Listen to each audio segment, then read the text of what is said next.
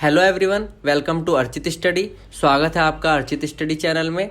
जैसा कि आपसे डिस्कस किया गया था कि इस चैनल पर आपको NCERT book and NCERT notes special series complete कराई जाएगी, जिसमें एक तरफ एनसीईआरटी बुक के साथ चैप्टर को पढ़ते चलेंगे और दूसरी तरफ उसी चैप्टर को हैंड रिटन नोट्स के साथ में पढ़ते हुए चलेंगे, जिससे एक ही चैप्टर को दो फॉर्मेट से कंप्लीट करने से हमारे कॉन्सेप्ट पूरी तरीके से क्लियर हो जाएंगे। तो चलिए शुरू करते हैं। क्लास 6 चैप्टर नंबर 2 विविधता एवं भेदभाव, डाइवर्सिटी एंड डिस्क्रिमिनेशन। पिछले चैप्टर में हमने विविधता के बारे में पढ़ा था कि डाइवर्सिटी क्या होती है, उस पर हमने डिस्कस किया था। आज इसी के साथ में हम डिस्क्रिमिनेशन, भेदभाव को भी जानेंगे। ये स्टार्ट करते हैं और आप अपनी बुक पर नज़र रखिएगा। हम एक एक लाइन को देखते हुए चलेंगे, स्टार्टिंग से ही हम देखेंगे और जहाँ पे डिस्कशन करने की चीज़ें होंगी वहाँ पर डिस्कशन करेंगे।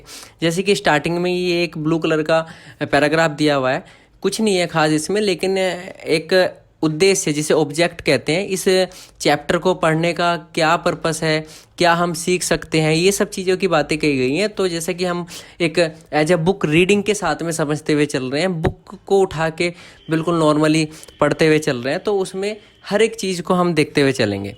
तो चलिए, जैसे कि लिखा है पढ़ते हैं। पिछले पार्ट में हमने विविधता के बारे में पढ़ा।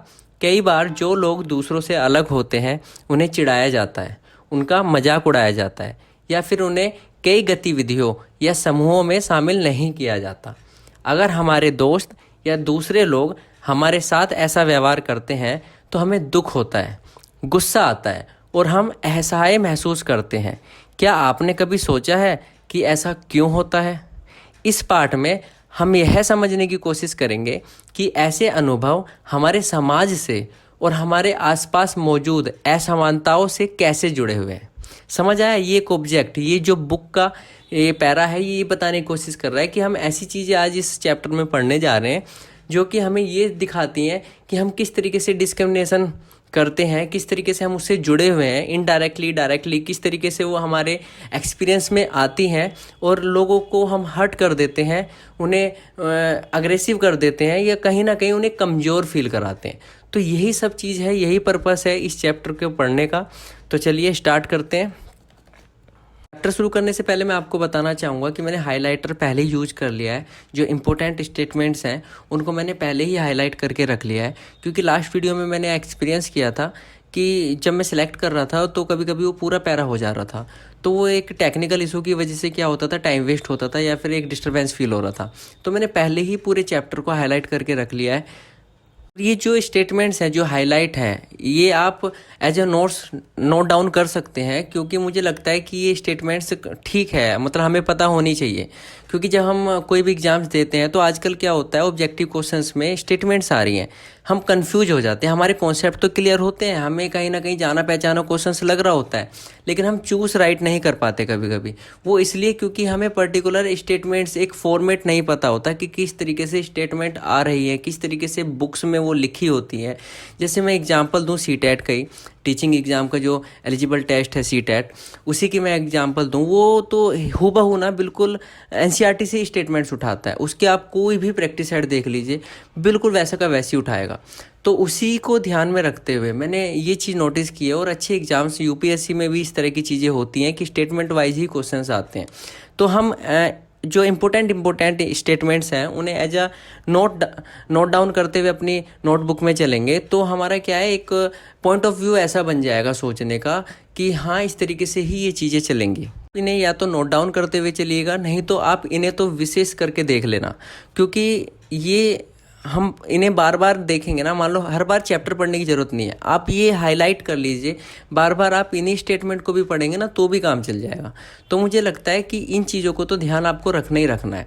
तो चलिए अब हम स्टार्ट करते हैं। चैप्टर को हम लाइन टू लाइन ही पढ़ेंगे, लेकिन जो ये हाईलाइटर की चीज़ें हैं इस पर क्या है, हम थोड़ा सा डिस्कशन को और अच्छे से बढ़ा लेंगे, क्योंकि हम जब लाइन टू लाइन पढ़ते हैं उससे एक अंडरस्टैंडिंग तो बन जाती है, क्योंकि जो एनसीईआरटी का जो एक्सप्लेनेशन है वो बड़ा अच्छा है।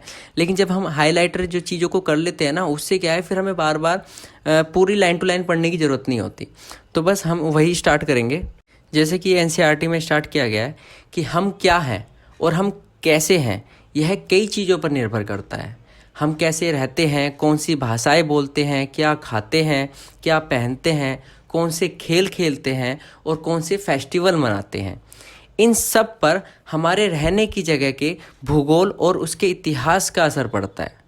अगर हम संक्षेप में निम्नलिखित बिंदुओं पर ध्यान दें तो यह भी अंदाज़ा लग जाएगा कि भारत में कितनी विविधताओं वाला देश है। सही बात है, अगर हम सारी चीज़ों को सोचना शुरू कर दें, उन पे विचार शुरू कर दें, तो आपको पता लग जाएगा, एक लंबी चौड़ी लिस्ट निकल के आ जाएगी कि हम जहाँ हम रहते हैं उस चीज़ का भौगोलिक स्थिति के आधार पर भी उस पर असर पड़ता है, और जो ऐतिहासिक उसकी पृष्ठभूमि है उसके अकॉर्डिंग भी हमारा क्या होता है, उसका इफ़ेक्ट देखने को मिलता है। एक हमारी लाइफ स्टाइल की, हम कैसे रहते हैं, कौन सी लैंग्वेज यूज करते हैं, किस तरीके से बोलते हैं, क्या हमारी स्किल्स हैं, किस तरीके से हम खाते हैं, किस तरीके से हम पहनते हैं, किस तरीके से हम खेलते हैं, किस तरीके से हम अपने फेस्टिवल्स मनाते हैं, किस तरह का हमारा कल्चर है, मतलब हमारी लाइफ स्टाइल से जुड़ा जो भी फैक्टर है वो सब क्या करता है, इफ़ेक्ट डालता है। शो करता है कि डाइवर्सिटी, विविधता क्या है, यही बनाता है विविधता। तो सिंपल सी बात है कि भारत की अगर हम बात करें तो भारत क्या है, भारत एक डाइवर्सिटी वाला ही देश है, विविधताओं वाला ही देश है। चलिए आगे देखते हैं। संसार में 8 मुख्य धर्म हैं। भारत में उन 8 धर्मों के अनुयायी यानी मानने वाले रहते हैं। यहाँ 1600 से ज़्यादा भाषाएं बोली जाती हैं जो लोगों की मातृभाषाएं हैं। यहाँ 100 से ज़्यादा नृत्य किए जाते हैं। कहने का मतलब है कि वर्ल्ड में 8 मेन धर्म हैं। अगर हम उन 8 धर्मों की बात करें तो वो कौन से हैं, तो नोट कीजिएगा, हिंदू, जैन, पारसी, बौद्ध धर्म, ईसाई, इस्लाम और सिख। ये 8 ऐसे धर्म हैं जो मेन धर्म बताए गए हैं। भारत में इन 8 धर्मों के फॉलोअर यानी मानने वाले रहते हैं। अनुयायी मतलब फॉलोअर। इन सब को फॉलो करने वाले लोग कहाँ रहते हैं, भारत के अंदर। तो बताया गया है कि भारत में 1600 से ज़्यादा भाषाएं बोली जाती हैं जो लोगों की अपनी मातृभाषाएं हैं। यहाँ 100 से ज़्यादा डांस किए जाते हैं। इस तरह से ये तो क्लियर है कि किस तरीके से भारत विविधताओं वाला देश है, क्योंकि एनसीईआरटी इस तरह से पूरी तरीके से क्लियरली स्टेटमेंट दे रही है कि जो वर्ल्ड है उसमें 8 तरह के मेन ही धर्म है और उन 8 के जो फॉलोअर्स हैं वो इंडिया में रहते हैं। तो सिंपल सी बात है, इंडिया तो हो गई विविधताओं वाला देश। ये देखते हैं, यह विविधता हमेशा खुश होने का कारण नहीं बनती। हम उन लोगों के साथ में सुरक्षित एवं आश्वस्त महसूस करते हैं जो हमारी तरह दिखते हैं, हमारी तरह बात करते हैं, हमारी तरह कपड़े पहनते हैं, हमारी तरह सोचते हैं। कभी कभी जब हम ऐसे लोगों से मिल जाते हैं जो हमसे बहुत भिन्न हैं तो हम बहुत अजीब और अपरिचित सा महसूस करते हैं। कई बार हम समझ ही नहीं पाते या जान ही नहीं पाते कि वे हमसे अलग क्यों हैं। लोग अपने से अलग दिखने वालों के बारे में एक खास तरह की राय बना लेते हैं।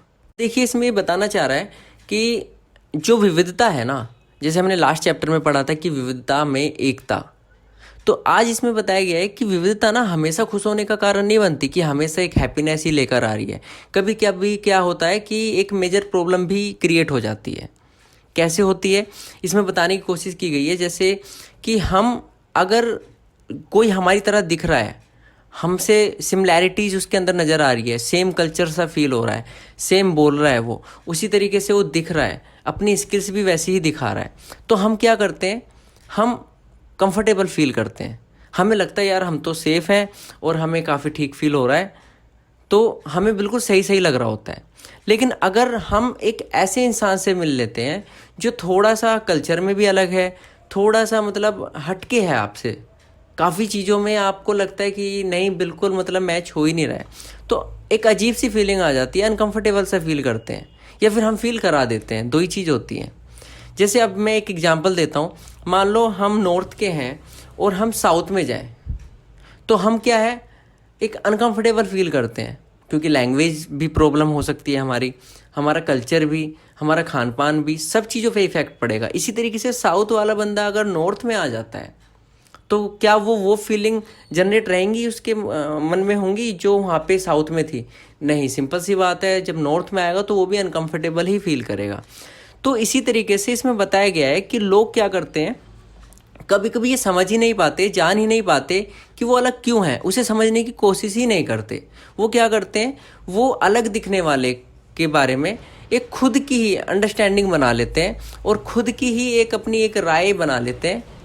तो ये चीज़ बताया गया है और वो सिंपल सी बात है, हम किसी को जानते नहीं है, पहचानते नहीं है, बस हम क्या है अपने खुद के दम पे ही और खुद जो हमने समझा, जो उसे देख के या जो हमने फील किया उसके अकॉर्डिंग ही हमने क्या काम किया, हमने एक थॉट्स क्रिएट कर लिए अपने माइंड में। और ध्यान रखें कि ना ये जो थॉट्स आती है ना, इस तरह की जो अजीबो-गरीबो वाली जो थॉट्स होती है वो क्या करती है, वो हमेशा नेगेटिव ही होती है। तो उसी चीज़ को बताया गया है कि लोग क्या है उस चीज़ को समझने की कोशिश तो करते नहीं है या उस चीज़ को समझते नहीं है कि ये चीज़, ये फीलिंग जनरेट क्यों हो रही है, आपको कोई अलग दिख रहा है तो वो क्यों दिख रहा है, वो ऐसा क्यों है, उसके बारे में जानें, उसे समझें, थोड़ा सा म्यूचुअल अंडरस्टैंडिंग को लेकर आएँ। लेकिन ऐसा तो लोग नहीं करते, लेकिन क्या करते हैं, अनकम्फर्टेबल फील करते हैं और क्या है एक अपनी अलग तरह की राय बना लेते हैं। देखिए एक ये वर्ड आया है पूर्वाग्रह, इंग्लिश में से प्रेजुडिस बोलते हैं। जब हम किसी के बारे में पहले से कोई राय बना लेते हैं और उसे अपने दिमाग में बैठा लेते हैं तो वह पूर्वाग्रह का रूप ले लेती है। ज़्यादातर यह राय नकारात्मक होती है, जैसे लोगों को आलसी, कंजूस मानना भी पूर्वाग्रह है। ठीक है, मतलब जब हम एक जजमेंट बना लेते हैं ना किसी को लेके, तो वो क्या होती है, वो पूर्वाग्रह होती है। और हम उस जजमेंट को जब मतलब किसी को हमने देखा और हमने एक जजमेंट बना ली तो वो हमेशा नेगेटिव ही होगी।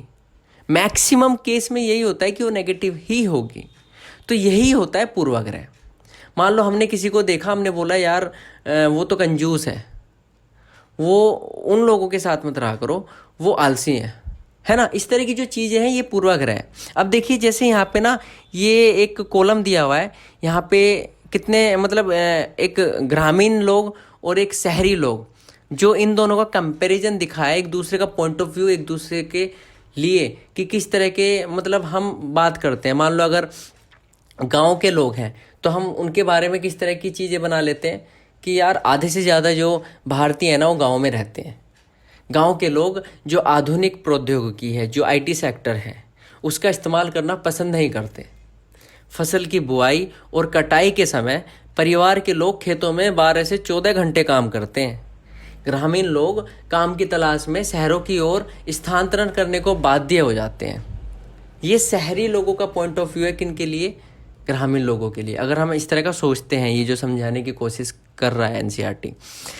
उसके बाद शहरी लोगों की अगर हम बात करें तो शहरी लोगों के लिए किस तरह की चीज़ें आती हैं कि शहरी जीवन बड़ा आसान होता है, यहाँ के लोग बिगड़े हुए और आलसी होते हैं। शहरों में लोग अपने परिवार के सदस्यों के साथ बहुत कम समय बिताते हैं। शहरी लोग केवल पैसे की चिंता करते हैं, लोगों की नहीं। शहरों में रहना बहुत महंगा पड़ता है, लोगों की कमाई का एक बहुत बड़ा हिस्सा किराए और आने जाने में खर्च हो जाता है। देखिए ये जो कॉलम था ना, जिसमें ग्रामीण लोगों और शहरी लोगों का जो कंपैरिजन दिखाया हुआ था, ये सच बताऊं तो ये दोनों ही पूर्वाग्रह की स्टेटमेंट्स हैं। मतलब हम अगर ग्रामीण लोगों के बारे में इस तरह के पॉइंट सोच रहे हैं तो वो भी पूर्वाग्रह है। ऐसा नहीं है, आप गांव में जाके देखो, आज गांव कितना आगे हो चुके हैं। इसी तरीके से आप शहर में आके देख लो, शहर के लोगों के लिए अगर हम ये सारी बात करें तो क्या ये सच है? नहीं, बिल्कुल ऐसा नहीं है। क्या शहरों में परिवार को बिल्कुल भी वो नहीं दिया जाता टाइम? नहीं है, ऐसा नहीं है। कुछ चीज़ें हैं, हो सकती हैं, फैक्टर हैं जो बोले जा सकते हैं, लेकिन ये जो बोले गए इनके कोई मतलब सर पैर नहीं है, ये कोई फैक्चुअल चीज़ें नहीं है, ये पूर्वाग्रह ही है जो एक दूसरे को प्रभावित करते हैं। ये बस थॉट्स ही हैं जो चलती आ रही हैं और जो रिसाइकल हो रही हैं, इधर से उधर जो घूमती फिर रही है ना, ये सब सारी थॉट्स ही हैं, सारी पूर्वाग्रह ही हैं जो एक दूसरे के लिए बना लिए जाते हैं और बोल दिए जाते हैं, जो सोसाइटी में एक कॉमन है। इस तरह की जो थॉट्स है ना वो हमें अपने आसपास सोसाइटी में देखने को मिल जाती है जिली। तो ये जो थॉट्स है ना ये पूर्वाग्रह ही हैं। अब देखिए इसमें लिखा हुआ है, जब हम यह सोचने लगते हैं कि किसी काम को करने का कोई एक तरीका ही सबसे अच्छा और सही है, तो हम अक्सर दूसरों की इज्जत नहीं कर पाते जो उसी काम को दूसरी तरह से करना पसंद करते हैं। उदाहरण के लिए अगर हम सोचें कि अंग्रेजी सबसे अच्छी भाषा है और दूसरी भाषाएं महत्वपूर्ण नहीं हैं, तो हम अन्य भाषाओं को बहुत नकारात्मक रूप से देखेंगे। परिणाम स्वरूप हम उन लोगों की शायद इज्जत नहीं कर पाएंगे जो अंग्रेजी के अलावा अन्य भाषाएं बोलते हैं। इसमें बिल्कुल ना जनरली तरीके से समझाने की कोशिश की गई है। मान लो आप किसी काम को अपने एक तरीके से करते हो और आपको लगता है कि इस काम को करने का तरीका यही सबसे अच्छा है, इससे अच्छा और कुछ हो ही नहीं सकता, तो आप क्या कर रहे हो, आप दूसरे की यहाँ रिस्पेक्ट कर ही नहीं रहे हो। आप क्या है, यहाँ पर अपने खुद के पूर्वाग्रह बना ले रहे हो और आप दूसरे को क्या कर रहे हो, दूसरे को अनकंफर्टेबल फील करा रहे हो। जबकि यहाँ दूसरा अगर उसी काम को करता है तो वो अपने तरीके से करेगा, वो अपने तरीके यूज करेगा, वो अपनी स्किल्स और अपने फीचर्स निकाल के लेकर के आएगा। तो ये जो चीज़ है ना, जब उसे नेगेटिव शो हो जाएगी तो डिमोटिवेट, सिंपल सी बात है, हो जाता है। कहीं ना कहीं उसकी सेल्फ रिस्पेक्ट को हर्ट होता है और वो अनकंफर्टेबल फील करना शुरू कर देता है। देखिए जैसे यहाँ पे एग्जाम्पल दिया हुआ है कि इंग्लिश सबसे अच्छी लैंग्वेज है, अदर लैंग्वेज उतनी इंपॉर्टेंट नहीं है। तो क्या होगा, अदर लैंग्वेज के लिए हम क्या कर रहे हैं, नेगेटिव शो कर रहे हैं। उसके आउटकम्स क्या होंगे, उसके आउटकम्स होंगे कि हम शायद उन लोगों की इज्जत ना कर पाएँ जो इंग्लिश यूज कर रहे हैं, मतलब उन्हें हम रिस्पेक्ट ही ना दे पाएँ जो इंग्लिश लैंग्वेज जो है बोल रहे हैं। एक एग्जाम्पल था, ऐसी कितनी चीज़ों के साथ हम पूर्वाग्रही हो सकते हैं। लोगों के धार्मिक विश्वास को लेकर हम पूर्वाग्रही हो सकते हैं, उनकी चमड़ी रंग रूप को लेकर हम पूर्वाग्रही हो सकते हैं, वो जिस एरिया से आते हैं, जिस क्षेत्र से आते हैं, उसे लेके हम पूर्वाग्रही हो सकते हैं, वो जिस तरीके से बोलते हैं, जिस तरह से कपड़े पहनते हैं, उन्हें लेकर के हम पूर्वाग्रही हो सकते हैं, एक्सेट्रा। ऐसी कितनी चीज़ें हैं जिन्हें हम उनकी मतलब कुछ भी फैक्टर को उठा के हम पूर्वाग्रही हो सकते हैं। अक्सर दूसरों के बारे में बनाए गए हमारे पूर्वाग्रह इतने पक्के होते हैं कि हम उनसे दोस्ती नहीं करना चाहते। इस वजह से कई बार हमारा व्यवहार ऐसा होता है कि हम उन्हें दुख पहुंचा देते हैं, हम हर्ट कर देते हैं उन्हें। सोच के देखो यार, सिंपल सी बात है, जब हम किसी के बारे में कोई बिना जाने पहचाने, सोचे समझे कुछ भी पूर्वाग्रह मतलब प्रेजुडिस थॉट बना लेते हैं, तो क्या होता है, हम उस थॉट्स को जब एक्शन में लेके आ जाते हैं, अपने व्यवहार में लेकर के आ जाते हैं, तो सामने वाले को क्या होता है, दुख पहुंचता है, वो हर्ट होगा ही होगा, सिंपल सी बात है। क्योंकि जानते नहीं है हम उसे, उसके बारे में कुछ पहचाना नहीं है, समझने की कोशिश की नहीं है, और उसे हमने ये शो कर दिया कि हम किस तरीके से उसके साथ में बिहेवियर कर रहे हैं, तो हर्ट तो होता ही है। ये आपने खुद भी फील किया होगा, काफ़ी जगह ऐसा होता है कि आप किसी इंसान से बात करना चाहते हैं और वैसा होता नहीं है जैसा वो सोच लेता है। कभी कभी आप बात करने की कोशिश करते हैं, दूसरा करता नहीं है क्योंकि उसने आपके बारे में पहले से ही कुछ ऐसा सुना होता है। तो ये सब चीज़ें क्या होती हैं, ये सब चीज़ें पूर्वाग्रह का ही पार्ट है। देखिए हम आगे डिस्क्रिमिनेशन की बात करेंगे, भेदभाव की। तो सबसे पहले दिया हुआ है लड़के और लड़की में भेदभाव, तो इसकी जनरली रीडिंग कर लेते हैं हम। समाज में लड़के और लड़कियों में कई तरह से भेदभाव किया जाता है, हम सभी इस भेदभाव से परिचित हैं। सही बात है, बिल्कुल। आज भी अगर हम सोसाइटी में देखें तो लड़के और लड़कियों में इक्वालिटी है ही नहीं। आज भी कहीं ना कहीं थोड़ा सा फ़र्क महसूस देखने को होता है। वैसे काफ़ी चेंजेस अब हो रहे हैं, लेकिन फ़र्क तो आज भी है, ये सच्चाई है। ठीक है, तो एक क्वेश्चन क्या हुआ है कि एक लड़का या लड़की होने का क्या अर्थ है, बताइए। तो सिंपल सी बात है, मैक्सिमम जनरली लोगों का जो आंसर होगा वो होगा कि हमने लड़के या लड़की की तरह जन्म लिया है। इसमें सोचने वाली क्या बात है, यही है जो अर्थ होता है। लेकिन ऐसा नहीं है, अब इसकी सच्चाई अब इस लेसन में देखने को मिलेगी। तो देखिए, आगे बढ़ने से पहले देखिए, एक ना कॉलम बनाया हुआ है, इस कॉलम के अंदर कुछ स्टेटमेंट्स दी हुई हैं और दो कॉलम बनाए हुए हैं, एक लड़कों का और एक लड़कियों का। और ये कहा गया है कि जो स्टेटमेंट्स है ना, इन्हें पढ़िए और कौन सी स्टेटमेंट्स लड़कों में आएगी और कौन सी स्टेटमेंट्स लड़कियों में आएगी, ये आपको डिसाइड करना है। देखिए, इस कॉलम को देने का जो पर्पस है ना, वो ये है, अभी आपको देखना खुद कनेक्टिविटी नजर आएगी कि एनसीईआरटी किस तरीके से। अब मैक्सिमम लोग क्या है, ये सब चीज़ें छोड़ के आगे बढ़ जाते हैं, और ठीक भी है, कोई ज़्यादा खास इंपॉर्टेंट चीज़ नहीं है। लेकिन ये दी हुई है ना, इसका पर्पस समझने की कोशिश करो। ये जो दी हुई है ना, ये क्या है, ये प्रैक्टिकली कोशिश कर रहे हैं सिखाने की। ये कोई ऐसा नहीं है कि कोई थ्योरिकल पोर्शन है, ये आपको सिर्फ एक एनालाइज करा रहा है। एक मतलब एक आईना है, मिरर है सामने आपके, आप खुद देखो और खुद से सीखो। तो वही चीज़ है इसमें। क्या है, अब वो क्या है, आपको बताने की कोशिश कर रहा है कि आपने अभी क्या पढ़ा, पूर्वाग्रह। अब जो वो पूर्वाग्रह की हम बातें कर रहे थे ना, जो बचपन से हमारी सोसाइटी में, हमारे आसपास जो वो पूर्वाग्रह जिस तरीके से घूमता है ना, उसी को देखो अब वो आगे डिस्क्रिमिनेशन में कैसे चेंज होता है और कैसे वो फैक्टर्स उसका बन के आता है उसमें। तो वही चीज़ है, ये सब कॉलम्स ना, ये मतलब देखने में जनरली लगते हैं एज अ कार्टून की तरह, लेकिन अगर आप इनके पीछे देखो, इनकी साइकोलॉजी बड़ी सही है और ये मतलब इन्हें मुझे लगता है कि बड़ा इंटरेस्ट आता है, मुझे तो बड़ा इंटरेस्ट आता है। देखिए यहाँ पे कुछ स्टेटमेंट्स दी हुई हैं, अब हम इन्हें पढ़ेंगे और ये डिसाइड करेंगे कि कौन सी स्टेटमेंट लड़कों की तरफ जाएगी और कौन सी स्टेटमेंट लड़कियों की तरफ जाएगी। उसी हिसाब से हम सेट करते हुए चलेंगे। तो सबसे पहले, वे बहुत ही सुशील हैं। इसे मैक्सिमम लोग मुझे लगता है लड़कियों की तरफ रखना पसंद करेंगे। उनका बात करने का तरीका बड़ा सौम्य और मधुर है। मुझे लगता है कि शायद ये भी लड़कियों की तरफ ही लोग मैक्सिमम रखना पसंद करेंगे। वो शारीरिक रूप से बलिष्ठ हैं, तो ये बॉयज़ की तरफ जाएगी जो मुझे लगता है। वे शरारती हैं, ये भी बॉयज़ की तरफ ही स्टेटमेंट्स जाएगी जो जनरली मैं बता रहा हूँ। वो नृत्य करने और चित्रकारी में निपुण है। मेरे हिसाब से तो वैसे दोनों की तरफ ही जा सकती है, लेकिन मैक्सिमम अगर लोग मुझे लगता है जनरली जाएंगे तो लड़कियों की तरफ जाएंगे। वे रोते नहीं हैं, ये लड़कों की तरफ जाएगी। वे उद्यमी हैं, ये भी लड़कों की तरफ जाएगी। वे खेल में निपुण हैं, ये भी मैक्सिमम लोग जो है वो लड़कों की तरफ ही रखना पसंद करेंगे। वे खाना पकाने में निपुण हैं, ये लड़की की तरफ लोग जाएंगे। वे भावुक हैं, ये भी लड़की की तरफ ही लोग स्टेटमेंट को रखेंगे। इस पे डिस्कशन करते हैं अब आगे हम देखेंगे। तो अभी इस पेज को आप छोड़ दीजिए, इस पे भी हम डिस्कस करेंगे, लेकिन उससे पहले हम ये बॉयज़ और गर्ल्स के डिस्क्रिमिनेशन का थोड़ा सा फिनिश कर लेते हैं। तो देखिए उसी कॉलम में से एक स्टेटमेंट उठाकर समझाने की कोशिश की गई है। तो वो स्टेटमेंट उठाइए कि वे रोते नहीं हैं। यह गुण आमतौर पर लड़कों या पुरुषों के साथ जोड़ा जाता है। बचपन में जब लड़के गिर जाते हैं और उन्हें चोट लग जाती है तो माता पिता एवं परिवार के अन्य सदस्य अक्सर यह कहकर चुप कराते हैं कि रो मत, तुम तो लड़के हो, लड़के बहुत बहादुर होते हैं, रोते नहीं हैं। जैसे जैसे बच्चा बड़ा होता जाता है वह यह विश्वास करने लगता है कि लड़के रोते नहीं हैं। यहाँ तक कि अगर किसी लड़के को रोना आए भी तो वह अपने आप को रोक लेता है। लड़का यह मानता है कि रोना कमजोरी की निशानी है। हालांकि लड़कों और लड़कियों दोनों का कभी कभी रोने का मन करता है, खासकर जब उन्हें गुस्सा आए या दर्द हो। लेकिन बड़े होने तक लड़के सीख जाते हैं या अपने को सिखा लेते हैं कि रोना नहीं है।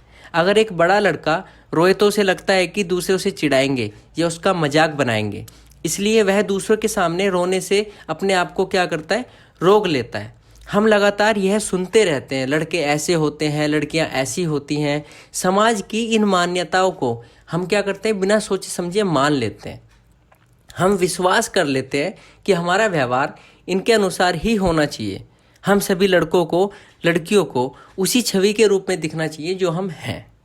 समझाने की कोशिश कर रहा है कि हमारे आसपास जो चीज़ें चलती हैं, जिन पर हम कभी ध्यान ही नहीं देते, वो चीज़ें भी असर करती हैं। मतलब बचपन से आज तक जो हमारी सोसाइटी में, जो हमारे आसपास घर में जो चीज़ें चल रही हैं, जिन पे हम कभी ध्यान देते ही नहीं हैं, कहीं ना कहीं वो भी इफ़ेक्ट करती हैं लाइफ में। जब हम आगे सोसाइटी बनाते हैं, समाज बनाते हैं, तो उन चीज़ों को कहीं ना कहीं हम भी फॉलो कर रहे होते हैं। क्यों कर रहे होते हैं? क्योंकि हमने जो बचपन से और आज तक अपने आसपास जो चीज़ें, जो पूर्वाग्रह देखे हैं ना, हम कहीं ना कहीं सुन सुन के ही क्या करते हैं, उन्हें मान लेते हैं। बिना सोचे समझे हम उन्हें मान लेते हैं, फिर आगे हम उन्हें फॉलो करना स्टार्ट कर देते हैं और हमें पता भी नहीं चलता कि ये पूर्वाग्रह किस तरीके से हमारी लाइफ में ना, किस तरीके से वे एंटर हो जाते हैं और फिर वो हमारे एक्शन में, हमारी खुद की थॉट्स में किस तरीके से वो आ जाते हैं, हमें खुद नहीं पता चलता। और जब हम सोसाइटी बनाते हैं, वो सारी चीज़ें ऐसे ही ट्रांसफ़र होती होती आगे बढ़ती हैं। खुद ही एक प्रैक्टिकली सोचिए, अगर आप लड़के हैं तो क्या आप इजीली रो जाते हैं? कहीं भी पॉसिबल ही नहीं है। क्या आपके लिए स्पेशल किसी ने ट्रेनिंग दी थी आपको कि आपको ऐसा नहीं करना? नहीं। क्या आपके अंदर फीलिंग्स नहीं है? क्या रोना नहीं आता? सब चीज़ें होती हैं। बस फ़र्क क्या है, हम प्रिपेयर हो चुके हैं, हमें पता ही नहीं चला है। क्योंकि हमारे आसपास जो चीज़ें हुई हैं ना, बचपन से ही जिस तरीके की चीज़ें हमारे आसपास में रही हैं, हमारी जो फीलिंग है वो इस तरीके से सेट हो गई है कि हम अगर चाहें भी ना तो भी नहीं होता। हम भले ही कितने हर्ट हो रहे हों, लेकिन हम सबके सामने नहीं रो सकते। एक अगर लड़का है वो सबके सामने नहीं रो पाएगा इजीली। क्यों? क्योंकि पता नहीं क्या एक अंदर ऐसा जनरेट होता है कि नहीं निकलता। तो वही जो चीज़ है ना, वो ये है कि जो हमारे आसपास के पूर्वाग्रह रहे ना, उन्होंने इफ़ेक्ट डाला हुआ है हमारे ऊपर। क्योंकि हम लगातार यह सुनते रहते हैं कि लड़के ऐसे होते हैं, लड़कियां ऐसी होती हैं। फिर क्या होता है, समाज की इन मान्यताओं को हम कहीं ना कहीं बिना सोचे समझे अडॉप्ट कर लेते हैं, मान ही लेते हैं। और जब हम हमसे सोसाइटी बनती है ना, तो हम भी क्या करते हैं, यही इसी चीज़ को कंटिन्यूसली बनाए रखते हैं और इसी चीज़ को करने लग जाते हैं। था लड़के और लड़की का डिस्क्रिमिनेशन, मतलब कहीं ना कहीं इसके अंदर भी जो फैक्टर निकल के आता है वो क्या आता है, पूर्वाग्रह। मतलब कहीं ना कहीं क्या होता है लाइफ में ना, पूर्वाग्रह का एक इन्वायरमेंट में हम जीते हैं और उसके बाद में ये डिस्क्रिमिनेशन आगे बन जाता है और हमें पता भी नहीं चलता कब हमारे व्यवहार में ये आ जाता है और कब ये फिर एक्शन में भी चला जाता है। इसी वजह से जन्म लेता है डिस्क्रिमिनेशन, भेदभाव। इसी इन्हीं चीज़ों से निकलना स्टार्ट होता है और फिर वो एक मेजर पॉइंट पे पहुंचना स्टार्ट कर देता है कि भाई हमारे साथ भेदभाव हो रहा है। फिर अधिकारों का हनन स्टार्ट हो जाता है, मतलब फिर प्रॉब्लम्स बढ़ती चली जाती हैं। और ये चीज़ें ऐसे नहीं है कि एक दिन की है, ये पूरी परवरिश का और पूरे लाइफ के एक्सपीरियंस का खेल होता है। देखिए, हमने एक पेज छोड़ा था, अब उस पर चलते हैं और उन डायग्राम्स को देखते हैं कि ये क्या कहने की कोशिश कर रहे हैं। क्योंकि हम डिस्क्रिमिनेशन पढ़ रहे थे, तो इन कॉलम्स की हम एक एक पूरी स्टोरी पढ़ते हैं, उसके बाद हम बात करते हैं कि ये पूरे डायग्राम्स और ये पूरा पेज क्या शो करने की कोशिश कर रहा है। इस पेज में 3 पोस्टर दिए हुए हैं और इन तीनों पोस्टर में अलग अलग फीलिंग्स दी हुई हैं। और ये हैंडीकैप कुछ स्टूडेंट्स हैं जो मुझे लगता है, और ये अपनी फीलिंग शो कर रहे हैं। मतलब सब अलग अलग पार्ट से इफ़ेक्टेड हैं बॉडी के। तो सबसे पहला जो है, ये खड़ा है 2 बैसाखियों पे और ये बताने की कोशिश कर रहा है कि लोग तरह तरह की बातें करते हैं। मैं लंगड़ाता हूँ, मेरी बोली लड़खड़ाती है, इसके अलावा और भी बहुत कुछ है। कभी कभी मैं उदास हो जाता हूँ तो कभी दुखी हो जाता हूँ। लोग मेरा मजाक उड़ाते हैं, यह नई बात नहीं है। अगर तुम मेरी जगह होते तो क्या करते। अब हम दूसरे पोस्टर की तरफ देखते हैं। इसमें क्या है, एक व्हील चेयर पे स्टूडेंट बैठी हुई है और 2 लड़के हैं उसे देखकर बोलते हैं, तुम दूसरों से कितनी अलग दिखती हो। तभी जो इस लड़की की फीलिंग्स होती है वो होती है, मैं एक इंसान हूँ, मुझे शर्म आती है, घूरती हुई आंखों से छिप जाना चाहती हूँ। तीसरा पोस्टर देखते हैं। इसमें एक व्हील चेयर पे स्टूडेंट बैठा हुआ है और वो क्या कर रहा है, पेंटिंग बना रहा है।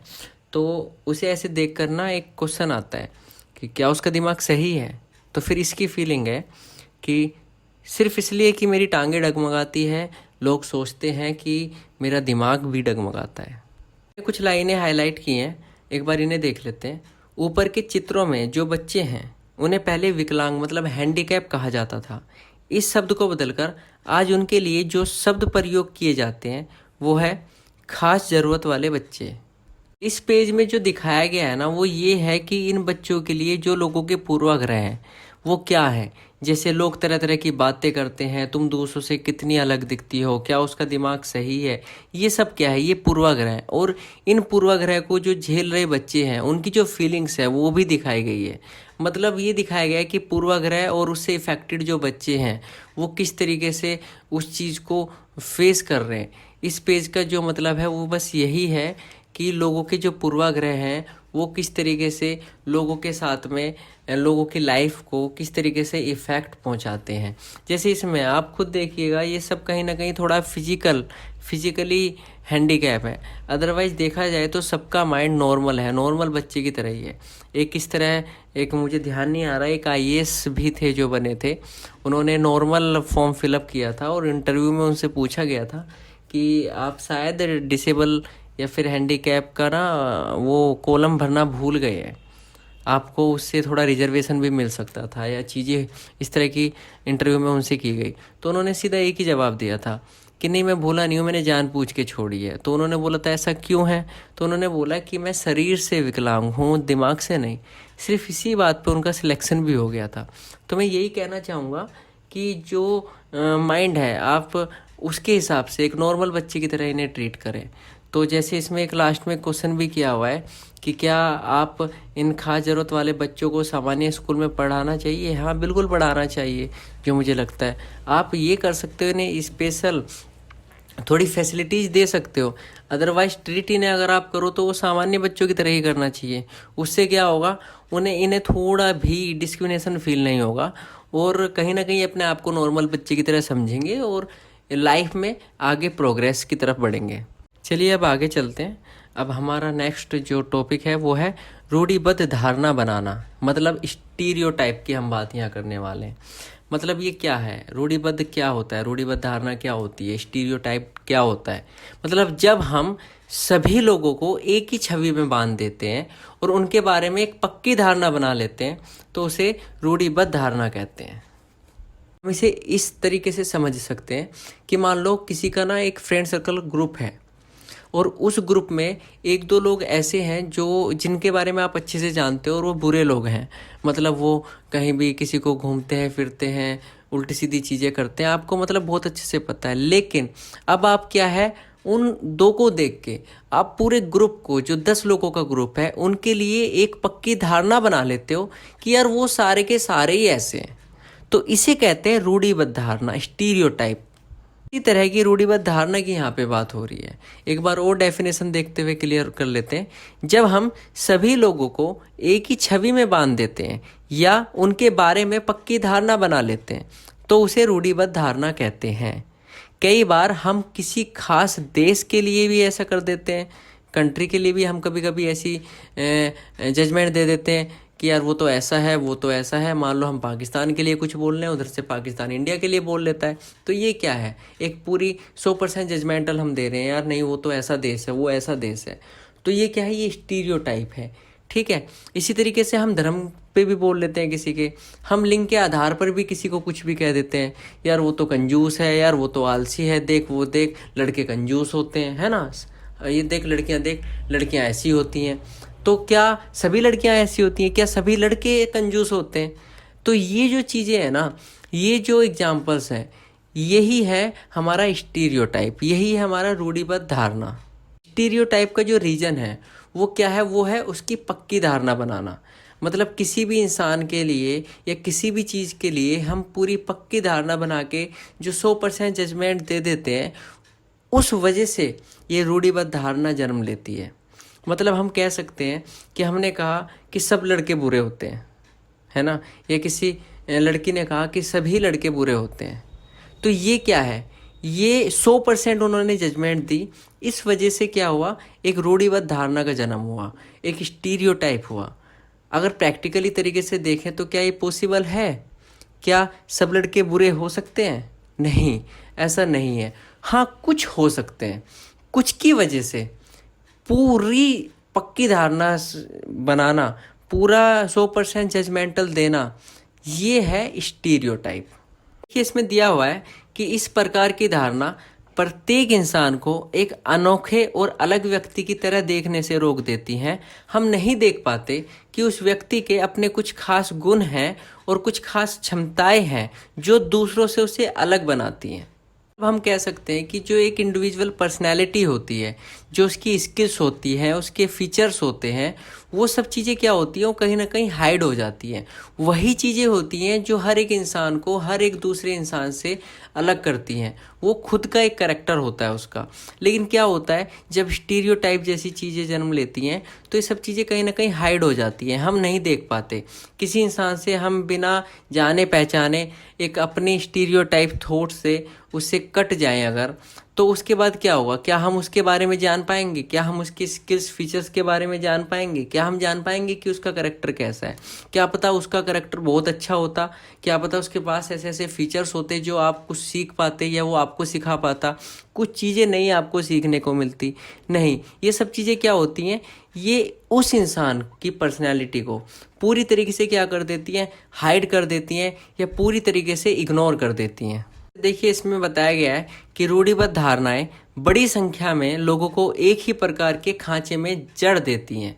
जैसे देखो एक एग्जाम्पल है कि माना जाता था कि हवाई जहाज उड़ाने का काम लड़कियां नहीं कर सकती।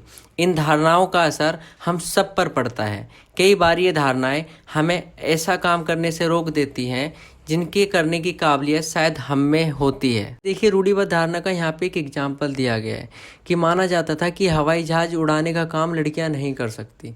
लेकिन यही चीज़ आज आप देख लीजिए उठा करके क्या ऐसा पॉसिबल है? नहीं, बिल्कुल नहीं है। लड़कियों ने प्रूफ करके दिखाया है। अभी आप देखिए, आप ये हवाई जहाज़ की बात कर रहे हैं, अभी लड़कियों ने लड़ाकू विमान राफेल तक उड़ा के दिखा दिया है, जिसका एग्जाम्पल शिवांगी, ठीक है, भावना कंठ और आपकी ये अवनी चतुर्वेदी, इनके एग्जाम्पल देखिए। ये क्या है? ये कैप्टन ही तो हैं ये आज आप देख लीजिए, आप हर डिपार्टमेंट में आज लड़कियां जा रही हैं और अच्छे से प्रूफ करके आप अपने आप को दिखा रही हैं। तो ये सब चीज़ें जो थी ये बदली हैं, चेंज हुई हैं। और कब बदली हैं? क्योंकि वो स्टीरियोटाइप जो बना हुआ आ रहा था उसे ख़त्म करने के लिए एफर्ट्स किए इन्होंने।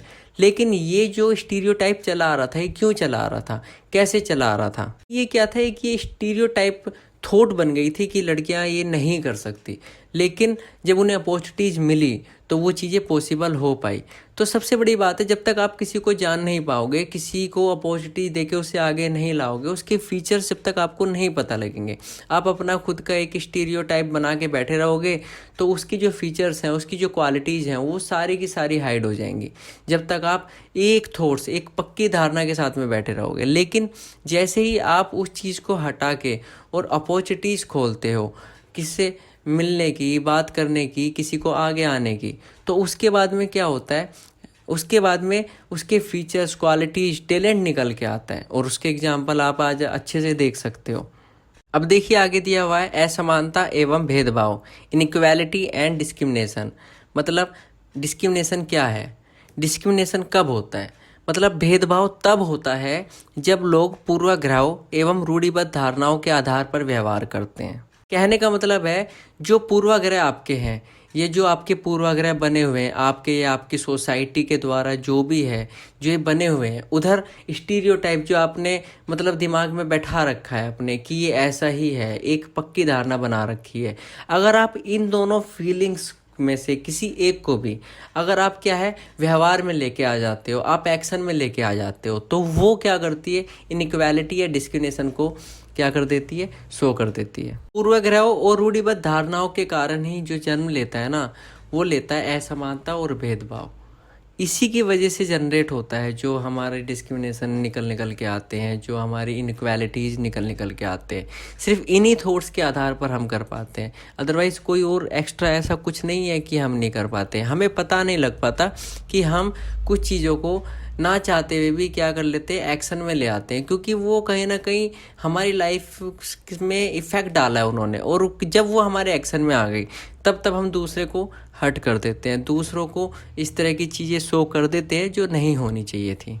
अब देखिए, जैसे कि इसमें लिखा है कि अगर आप लोगों को नीचा दिखाने के लिए कुछ करते हैं, अगर आप उन्हें कुछ गतिविधियों में भाग लेने से रोकते हैं, किसी खास नौकरी को करने से रोकते हैं, या किसी मोहल्ले में रहने नहीं देते, एक ही कुएं या हैंडपंप से पानी भी नहीं लेने देते, और दूसरे द्वारा इस्तेमाल किए जा रहे कप या गिलास में चाय नहीं पीने देते, तो इसका मतलब है कि आप उनके साथ भेदभाव कर रहे हैं।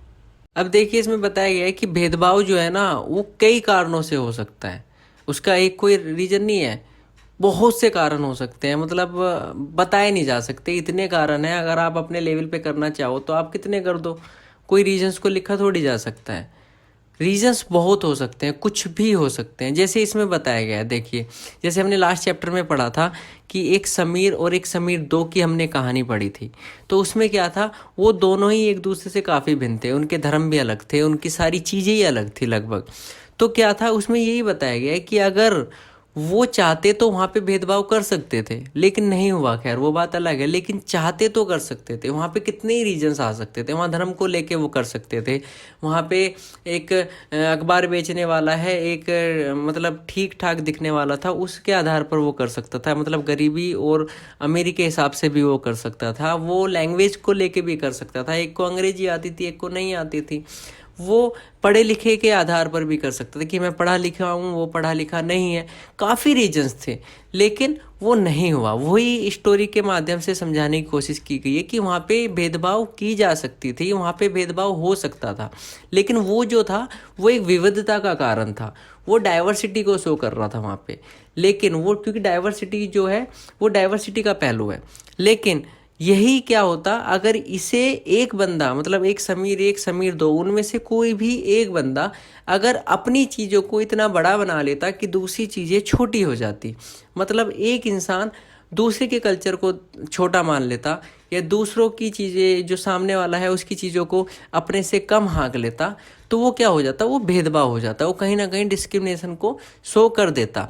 इसमें लिखा भी है कि ऐसा मतलब जो डिस्क्रिमिनेशन है ना, भेदभाव है, वो कब होता है, वो तब होता है जब लोग अपने से भिन्न प्रथाओं और रिवाजों को निम्न कोटि का मतलब छोटा मानना शुरू कर देते हैं, तब होता है क्या, भेदभाव। 3 बच्चियां बैठी हुई पढ़ रही हैं मुस्लिम समुदाय, किसी के नीचे एक पैरा दिया हुआ है। ये रूढ़िबद्ध धारणा स्टीरियोटाइप का ही एक एग्जाम्पल है, जिसके अंदर बताया गया है कि कुछ मुसलमानों के बारे में रूढ़िबद्ध धारणा स्टीरियोटाइप बना हुआ था कि लड़कियों को वो पढ़ाने में रुचि नहीं लेते, इसलिए उन्हें स्कूल नहीं भेजते। जबकि अध्ययन जब सर्वे किया गया तो दिखा कि मुसलमानों की गरीबी इसका एक महत्वपूर्ण कारण है। गरीबी की वजह से ही लड़कियों को स्कूल नहीं भेज पाते या स्कूल से जल्दी निकाल लेते हैं। जहाँ पर भी गरीबों तक शिक्षा पहुँचने के प्रयास किए गए, वहाँ मुस्लिम समुदाय के लोगों ने अपनी लड़कियों को स्कूल भेजने में रुचि दिखाई है। उदाहरण के तौर पर इन्होंने केरल का एग्जाम्पल दिया है और बताया कि केरल में घर के पास में स्कूल है, सरकारी बस की सुविधा बहुत अच्छी है, ग्रामीण क्षेत्रों में भी शिक्षकों को स्कूल पहुंचाने में मदद मिलती है, जिसमें 60% से ज़्यादा जो है वो महिला हैं शिक्षक। इन्हीं सब फैक्टर से क्या है, गरीब परिवारों के बच्चों को स्कूल जाने में मदद मिलती है, जिनमें मुसलमान लड़कियां भी शामिल हैं। वहीं पे इन्होंने बताया कि दूसरे राज्यों में जहां ऐसे प्रयास नहीं किए गए, वहां गरीब परिवारों के बच्चों को स्कूल जाने में मुश्किल आती है, चाहे वो फिर मुसलमान के बच्चे हों, चाहे वो जनजातीय हों, चाहे वो अनुसूचित जाति के बच्चे हों। जाहिर है कि मुसलमान लड़कियों की स्कूल में गैर हाजिरी का कारण धर्म नहीं बल्कि गरीबी है।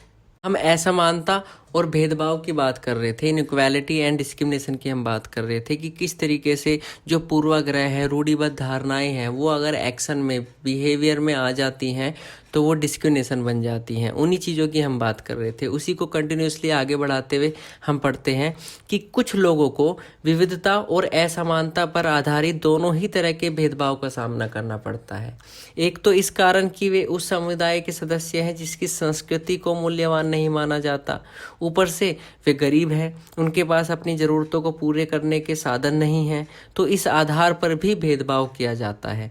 ऐसे दोहरे भेदभाव का सामना कई जनजातीय लोग, धार्मिक समूहों और खास क्षेत्रों के लोगों को करना पड़ता है। भेदभाव की बात करें कि ये किस तरीके से जनरेट होता है, तो देखिए यहाँ पर लिखा है कि अपनी आजीविका चलाने के लिए लोग अलग अलग तरह के काम करते हैं, जैसे पढ़ाना, बर्तन बनाना, मछली पकड़ना, बढ़ईगिरी, खेती इत्यादि आदि जो भी है, इस तरह के काम करते हैं। लेकिन कुछ कामों को दूसरों के मुकाबले अधिक महत्वपूर्ण माना जाता है। सफाई करना, कपड़े धोना, बाल काटना, कचरा उठाना जैसे कामों को समाज में कम महत्व का माना जाता है। चीज़ों की वजह से होता था डिस्क्रिमिनेशन, और ये चीज़ें जो जनरेट होती थी, ये होती थी जाति व्यवस्था से। जाति व्यवस्था क्या होती थी, एक सीढ़ी की तरह काम करती थी। मतलब इसके अंदर क्या होता था, एक जाति दूसरी जाति के ऊपर या नीचे थी, इस तरीके से थी, एक सीढ़ी टाइप में थी। इसमें क्या था, जिन्होंने अपने आप को इस सीढ़ी में सबसे ऊपर रखा वो क्या था, ऊंची जाति के लोग होते थे। जो सबसे नीचे रहे वो क्या थे, नीची जाति के लोग रहे। इस तरीके की चीज़ें चलती थी। इसमें क्या होता था, काम डिसाइडेड कर दिए गए थे, आपको ये करना है, आपको वो करना है। आप ऊंचे इस तरह मतलब ऊंची जाति पर हो तो आप ये काम अच्छे करोगे, और जो नीची जाति के हैं, मान लो कचरा उठाओ, ये करो, अछूत अयोग्य टाइप उनने इस तरह की चीज़ें होती थी। तो उसके बाद में क्या होता था, जब आप बाय बर्थ कहीं जन्म लेते थे तो वो चीज़ आपको फिर आगे फॉलो करनी होती थी। ये चीज़ें चलती आ रही थी जाति व्यवस्था के अंदर। इन्हीं चीज़ों की वजह से ये डिस्क्रिमिनेशन चीज़ें स्टार्ट हुई। उसके बाद में क्या होता था, समुदाय के सदस्य हैं जो निचली जाति के हैं, उनकी संस्कृतियों को मूल्यवान नहीं माना जाता था, और क्या होता था, वो दोहरे भेदभाव का सामना करते थे। एक तो इसलिए कि वो नीची जाति में हैं, ऊपर से फिर वो काम भी वही कर रहे हैं जिसकी वैल्यूज़ नहीं है, तो उन्हें दोहरे भेदभाव का सामना करना पड़ता था। एक चित्र देखिए, इसमें देखिए एक भेदभाव का रूप दिखाया गया है। इसमें बताया गया है कि जाति के आधार पर कक्षा में किसी बच्चे को दूसरे बच्चे से अलग बैठाना भेदभाव का एक रूप है। ये कॉलम है, इसमें एक दलित शब्द की डेफिनेशन को समझाया गया है कि दलित क्या है।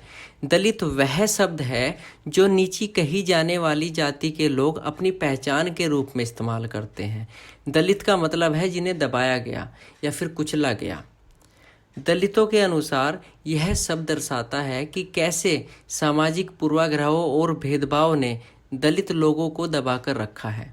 सरकार ऐसे लोगों को अनुसूचित जाति एससी के वर्ग में रखती है। देखिए आगे डॉक्टर भीमराव अंबेडकर के बारे में बताया गया है, जो कि भारत के एक महान नेता रहे हैं। इन्होंने भी एक एक्सपीरियंस को शेयर किया है जिसमें इन्हें भेदभाव का सामना करना पड़ा। इनके भेदभाव के एक्सपीरियंस को पढ़ने से पहले डॉक्टर भीमराव अंबेडकर के बारे में पढ़ लेते हैं। ये जो पैराग्राफ है ये एग्जाम पॉइंट ऑफ व्यू से मोस्ट इम्पोर्टेंट पैराग्राफ है। इस पैराग्राफ की ही स्टेटमेंट्स आपको काफ़ी क्वेश्चंस में कॉम्पिटिटिव एग्जाम में देखने को मिल जाएंगी। तो चलिए पढ़ते हैं। डॉक्टर भीमराव अंबेडकर को भारतीय संविधान के पिता एवं दलितों के सबसे बड़े नेता के रूप में जाना जाता है। डॉक्टर अंबेडकर ने दलित समुदाय के अधिकारों के लिए लड़ाई लड़ी थी। उनका महार जाति में जन्म हुआ था जो अछूत मानी जाती थी। महार लोग गरीब होते थे, उनके पास जमीन नहीं होती थी और उनके बच्चों को वही काम करना पड़ता था जो वो खुद करते थे। उन्हें गांव के बाहर रहना पड़ता था और गांव के अंदर आने की इजाज़त नहीं थी। अंबेडकर अपनी जाति के पहले व्यक्ति थे जिसने अपनी कॉलेज की पढ़ाई पूरी की और वकील बनने के लिए इंग्लैंड गए। उन्होंने दलितों को अपने बच्चों को स्कूल भेजने के लिए प्रोत्साहित किया। दलितों से अलग अलग तरह की नौकरियां करने को कहा ताकि वे जाति व्यवस्था से बाहर निकल पाएं। दलितों के मंदिर में प्रवेश के लिए जो कई प्रयास किए जा रहे थे उनका अंबेडकर ने नेतृत्व किया। उन्हें ऐसे धर्म की तलाश थी जो सबको समान निगाह से देखे। जीवन में आगे चलकर उन्होंने धर्म परिवर्तन करके बौद्ध धर्म को अपनाया। उनका मानना था कि दलितों को जाति प्रथा के खिलाफ अवश्य लड़ना चाहिए और ऐसा समाज बनाने की तरफ काम करना चाहिए जिसमें सबकी इज्जत हो, ना कि कुछ ही लोगों की। कहने का मतलब है डॉक्टर भीमराव अंबेडकर भारत के बड़े और महान नेता रहे हैं क्योंकि इन्हीं की ही प्रारूप समिति की अध्यक्षता में संविधान का निर्माण हुआ। इसलिए संविधान के पिता के रूप में अंबेडकर को ही जाना जाता है। इन्होंने ही दलित समुदाय के अधिकारों के लिए लड़ाइयाँ लड़ी थी, इसलिए दलितों के सबसे बड़े नेता के रूप में अंबेडकर को ही जाना जाता है। भीमराव अंबेडकर महार जाति से बिलोंग करते थे जो कि अछूत मानी जाती थी। अंबेडकर अपनी जाति के पहले व्यक्ति थे जिसने अपनी कॉलेज की पढ़ाई पूरी की थी और वकील बनने के लिए इंग्लैंड गए थे। उन्होंने दलितों के लिए काफ़ी प्रयास किए। उन्होंने दलितों को प्रोत्साहित किया कि अपने बच्चों को स्कूल कॉलेजेस भेजो, उन्हें अलग अलग नौकरियों में भेजो। अंबेडकर ने जो दलितों के मंदिर में प्रवेश के लिए जो कई प्रयास किए जा रहे थे, आंदोलन किए जा रहे थे, उनका नेतृत्व भी स्वयं किया। अंबेडकर को ऐसे धर्म की तलाश थी जो सबको समान निगाह से देखे। उनका मानना था कि दलितों को जाति प्रथा के खिलाफ अवश्य लड़ना चाहिए और ऐसा समाज बनाने की तरफ काम करना चाहिए जिसमें सबकी इज्जत हो, ना कि कुछ ही लोगों की इज्जत हो। भीमराव अंबेडकर ने जीवन में आगे चलकर अपना धर्म परिवर्तन करके बौद्ध धर्म को अपना लिया। करते हैं डॉक्टर भीमराव अंबेडकर के उस एक्सपीरियंस के बारे में जो उन्होंने जाति व्यवस्था पर आधारित भेदभाव के अनुभव को फील करके लिखा था। यह अनुभव उनको 1901 में हुआ था जब वो केवल 9 साल के थे। ये महाराष्ट्र के कोरेगांव में अपने भाइयों के साथ पिता से मिलने गए थे। रेलवे स्टेशन पर ये अपने पिताजी या उनके द्वारा भेजे जाने वाले नौकर का वेट कर रहे थे। 1-1.5 घंटा हो जाता है, नहीं आता कोई, तो थोड़ा सा ये वेट करते रहते हैं। परेशान देख करके इन्हें स्टेशन मास्टर इनके पास में आता है। वो इनकी वेशभूषा, अच्छे कपड़े पहने होते हैं, इनकी पढ़ी लिखी थोड़ी सी लैंग्वेज होती है, उसके हिसाब से गैस करता है कि ये ऊंची जाति के या अच्छी जाति के ये बच्चे हैं। तो वो इनसे रीज़न पूछता है वहाँ पे खड़े रहने का। तो ये सब बताते हैं कि ऐसे ऐसे हमें अपने घर जाना है, अपने पिताश्री और या फिर उनके द्वारा भेजे जाने किसी का हम वेट कर रहे हैं। तो बातों ही बातों में जैसे पूछ लेते हैं, खासकर अपने इंडिया में जिस तरीके से होता है, इसी तरीके से स्टेशन मास्टर ने ही पूछ लिया कि आप कौन हैं, और सीधे सभाओं में इन्होंने बता दिया कि हम महार जाति से हैं। बस जैसे ही इन्होंने ये महार जाति बताया तो अचानक से इन्होंने एक चेंजेस फील किया उस स्टेशन मास्टर में। जैसे वो एकदम से हैरान हो गया, एकदम उसकी अजीब सी घृणा की भावना इन पे हावी होने लग गई। उसके बाद में क्या हुआ, जैसी ये चीज़ सुनी तो ये अंबेडकर ये सब चीज़ फील कर रहे थे कि एकदम से मतलब कहाँ तो वो अच्छी अच्छी बातें कर रहा था, हमारे पास आके पूछ रहा था, और अब एकदम से वो जिस तरीके से उसकी फीलिंग्स चेंज हुई और उससे फिर इनकी फीलिंग्स चेंज हुई, वो काफ़ी चौंकाने देने वाली थी। उसके बाद में क्या होता है, वो ऐसी पूछ के चला जाता है, फिर अंदर चुपचाप कुछ नहीं करता, कुछ भी सॉल्यूशन की बातें नहीं करता और अंदर चला जाता है। इससे ये चीज़ और सैड हो जाते हैं ये। उसके बाद क्या होता है, आधे घंटे बाद कम से कम फिर से स्टेशन मास्टर लौट कर आता है और पूछता है कि आप क्या सोच रहे हो। फिर ये बताते हैं कि हम सोच रहे हैं कि बैलगाड़ी से निकल जाते हैं हम लोग, बैलगाड़ियाँ खड़ी हैं। तो उसके बाद में पूरी बैलगाड़ियाँ जो वहाँ होती हैं उनको भी ये पता लग जाता है कि ये महार जाति के हैं। उसके बाद में वो भी उन्हें अपनी गाड़ी में नहीं बैठाते कि वो अछूत है या फिर उनकी बैलगाड़ियाँ क्या हो जाएंगी, थोड़ी सी ख़राब हो जाएंगी। तो वो क्या करते हैं, वो दोगुना पैसे देने को भी तैयार हो जाते हैं। लेकिन बात पैसे की होती ही नहीं है, वो लोग क्या है बैठाते ही नहीं है। और जाति की वजह से क्या करते हो कि गंदा ना हो जाए उनके, कि नीचा ना पड़ जाए उन्हें कि उन्होंने इस तरह के बच्चे बैठा लिए हैं। तो ये चीज़ वो एक्सपीरियंस करते हैं कि किस तरीके से उनकी फीलिंग चेंज हुई, किस तरीके से पूरा का पूरा एक्सपीरियंस चेंज हो गया। मतलब डबल पैसे देने के बाद भी वो नहीं कर रहे हैं। तो इस भेदभाव को उन्होंने फील किया है और बताया है। और इसके कहानी के आधार पर उन्होंने बताया कि इस कहानी से बिल्कुल साफ है कि जाति पर आधारित भेदभाव न केवल दलितों को कई गतिविधियों से वंचित रखता है, बल्कि वह उन्हें आदर और सम्मान भी नहीं मिलने देता जो दूसरों को मिलता है। में हमने डिस्क्रिमिनेशन भेदभाव के बारे में पढ़ा, जिसमें हमने भारत के महान नेता भीमराव अंबेडकर के एक्सपीरियंस को भी जाना कि किस तरीके से जो भेदभाव है वो दलितों को या ऐसे लोगों को जिनके साथ भेदभाव होता है उन्हें कितनी एक्टिविटीज़ से वंचित रख देता है, उन्हें किस तरीके से उनकी सेल्फ रिस्पेक्ट को ठेस पहुंचती है और उन्हें कहीं ना कहीं इनइक्वालिटी का सामना करना पड़ता है। हम बात करते हैं समानता के लिए संघर्ष की, इक्वालिटी की, जो स्ट्रगल हमने फेस किया है इक्वालिटी के लिए। जब हम ब्रिटिश शासन से आज़ादी पाने के लिए स्ट्रगल कर रहे थे, उस समय इक्वालिटी को पाने के लिए भी संघर्ष किया जा रहा था। जैसे कि देखिए इसमें लिखा है, ब्रिटिश शासन से आज़ादी पाने के लिए जो संघर्ष किया गया था उसमें समानता के व्यवहार के लिए किया गया संघर्ष भी शामिल था। दलितों, औरतों, जनजातीय लोगों और किसानों ने अपने जीवन में जिस गैर बराबरी का अनुभव किया उसके खिलाफ उन्होंने लड़ाइयाँ लड़ी।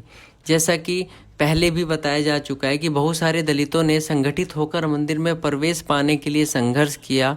महिलाओं ने मांग की कि जैसे पुरुषों के पास में शिक्षा का अधिकार है वैसे उन्हें भी अधिकार मिले।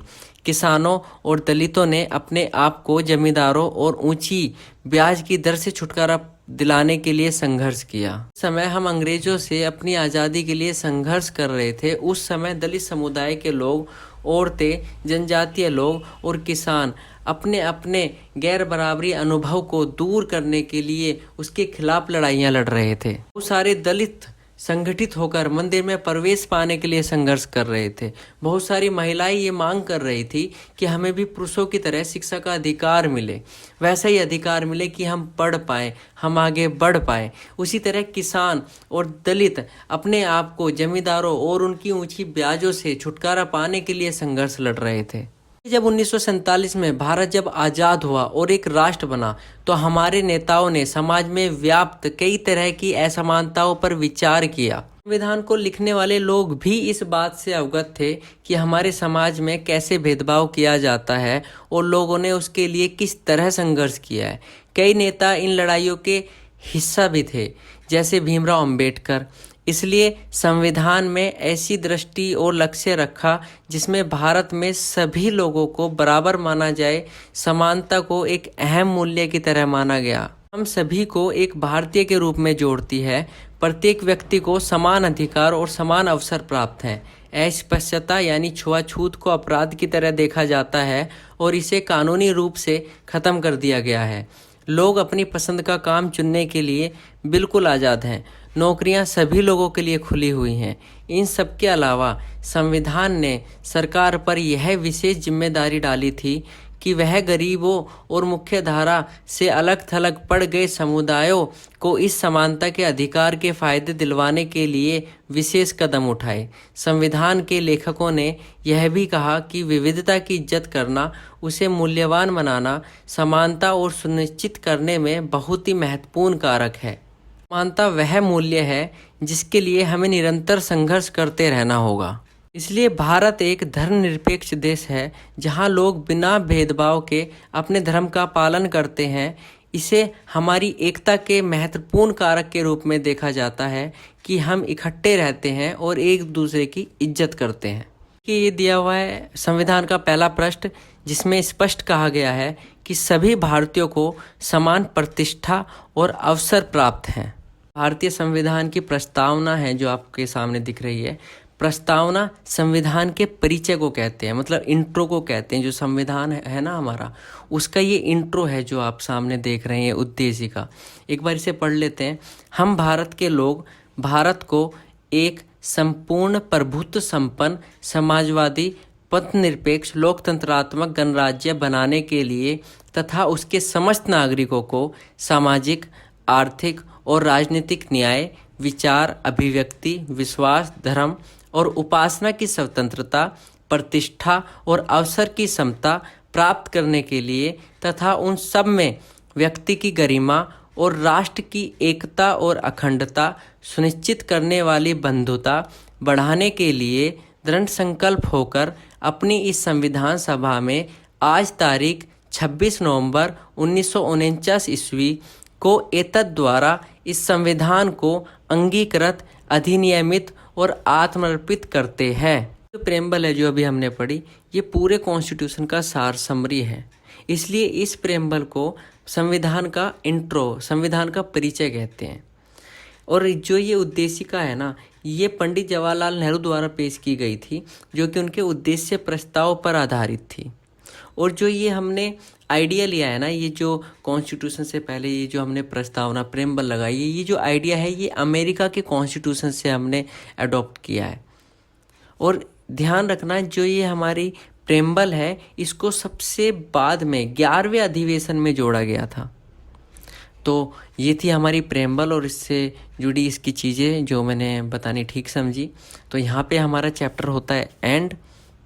आई होप आपको समझ आ रहा होगा। अगर आपके लिए ये वीडियो थोड़ी भी हेल्पफुल रही है तो वीडियो को ज़रूर लाइक कीजिए और हमारे चैनल से जुड़े रहने के लिए अर्चित स्टडी को सब्सक्राइब कीजिए और अपना कीमती सुझाव कमेंट के द्वारा ज़रूर आप हमें बता सकते हैं।